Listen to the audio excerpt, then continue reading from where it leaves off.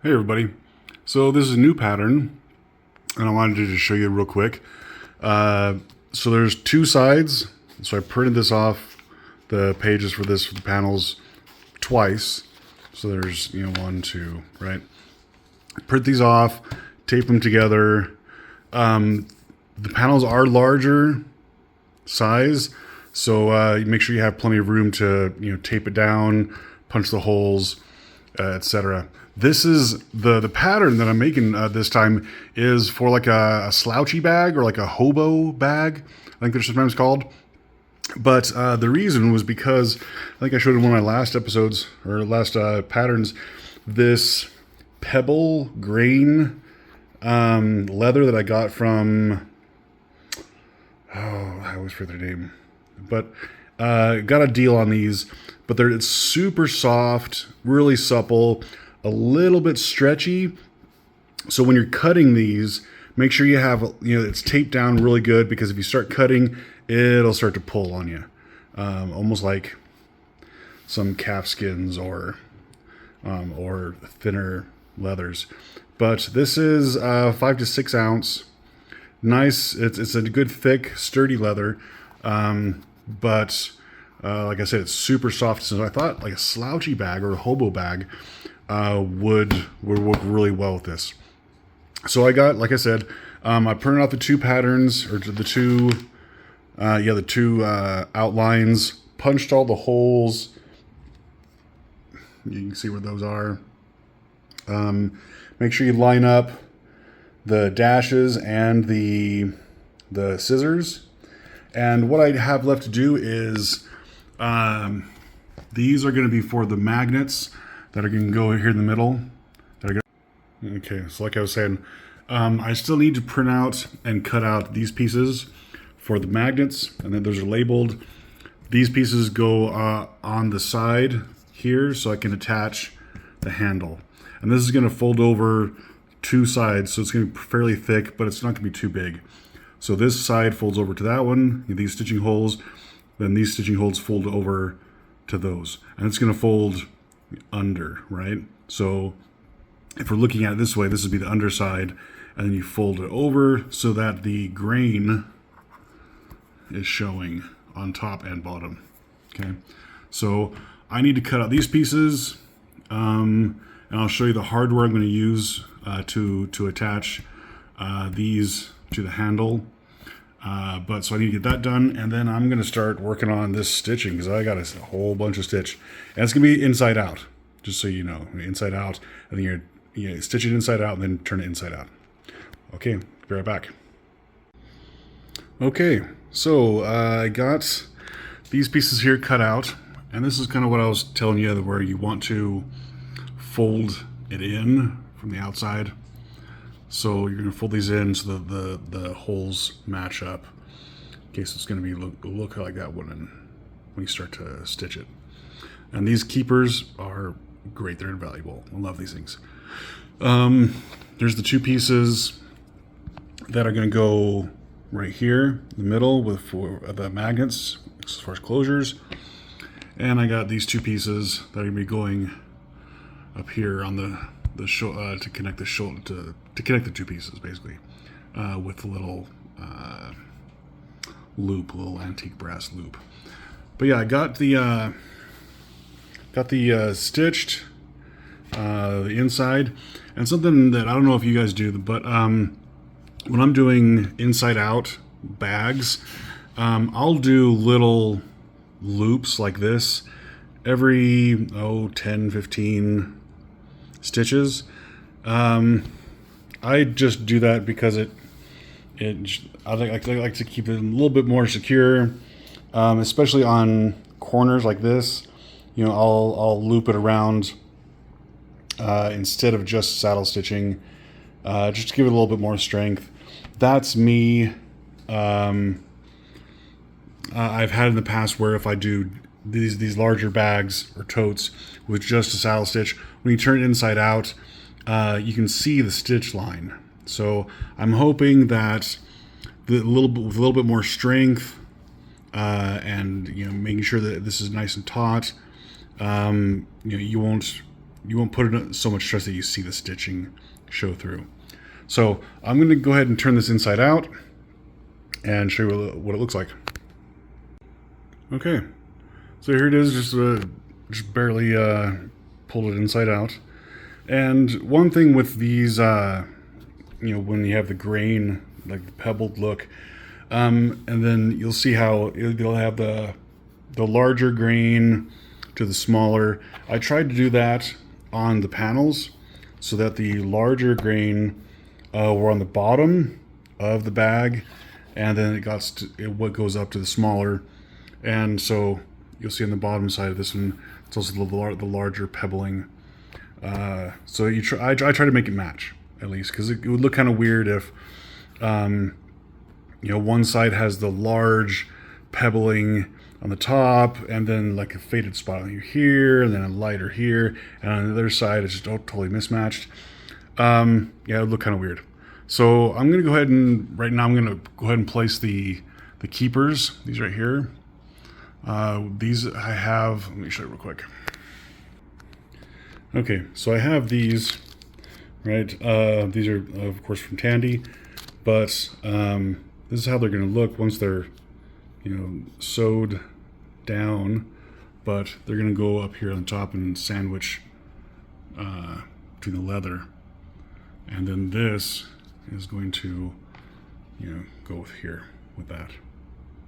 So, yeah, this is what's going to connect the purse to the shoulder strap. Yeah. Okay. I'm gonna get started on these then.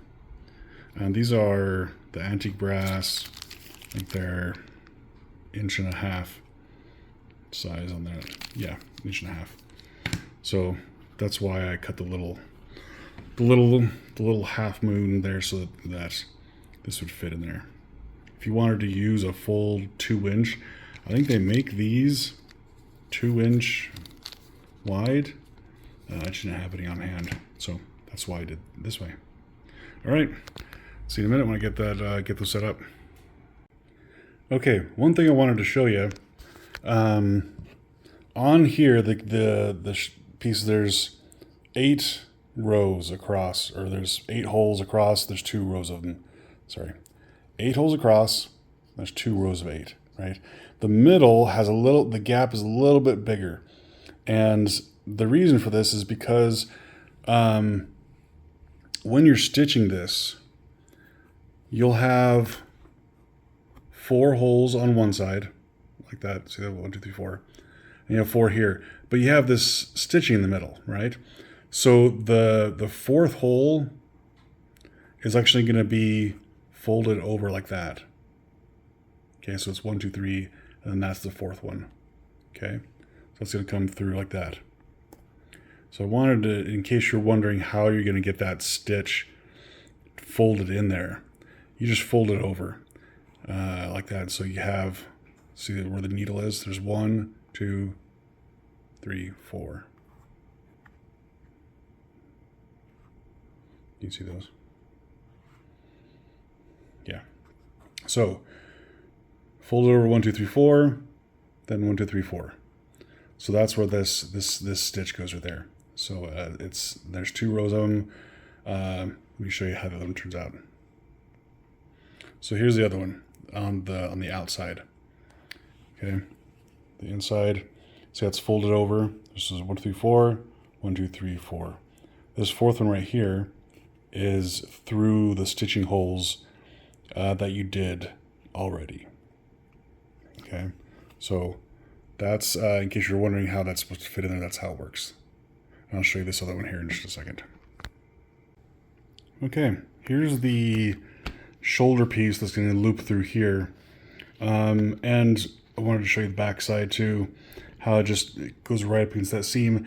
If you want to change the width of this, just make sure that you adjust the sizing on the holes, because the goal is to have them right up against each other, and practically be invisible. Yeah, so I mean, lengthwise you just add holes and length, right? But widthwise, you're gonna have to make sure you adjust the width accordingly on that pattern so that you get this kind of result on the back side. I'm going to put these through the loops and use grommets, kind of like that, to fix them inside these holes. If you want to thread it, you punch some more holes along here and thread these things together. That's your choice. I'm going to use grommets just because I think it's going to be easier to punch holes in here, fold it over, punch some more holes, and fix it inside these loops. So I'm going to do that, and then I'll show you how it looks. Probably be, I need to get the little magnet things here too. So I'll do this, the magnet things, and then I'll be done, and I'll show you how it looks. All right, stay tuned. Okay, here it is. Yeah, I think it came out nice. Right now I just have a whole bunch of scraps of leather inside of it to give it some form. The one thing that, as I was showing my wife this, she said that this piece right here was too short. But I've seen patterns with it just like it is, so it fits really close to the shoulder. So what I'm going to do, I'm going to make a couple of versions of this as far as lengthwise, just so you have the pattern. So I'll make one like this, then I'll make another one with extra like 4 or 5 inches or so. So you can choose which one you want, depending on how close you want this to your shoulder and under your arm. But yeah, I think it came out pretty nice.